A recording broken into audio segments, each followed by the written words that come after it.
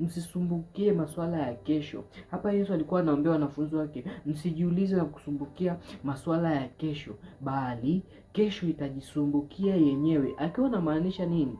Maisha yapo kila siku. Kwa hiyo kila siku unahitaji neema ya Mungu ya kutembea na wewe kwenye hiyo siku ambayo upo. Kila siku unahitaji neema ya Mungu ya kutembea kwenye hayo majira ambayo upo. Unapopita kwenye majira ambayo ni ya changamoto, unapopita kwenye majira ambayo ni mateso, ni shida, ni furaha, ni karaha, unahitaji neema ya Mungu ili uweze kuvuka ukiwa na imani. Ndio maana Paulo anatuthibitishia kwamba vita nimevipigana, imani nimeilinda. Sasa aliwezaje kuilinda imani? Aliweza kuilinda imani kwa njia ya neema ya Mungu. Naye anatuthibitishia kutenda kote makuu ambako alikutenda Paulo, hakutenda kwa uwezesho wake mwenyewe, wala hakutenda kwa sababu alikuwa ni mjanja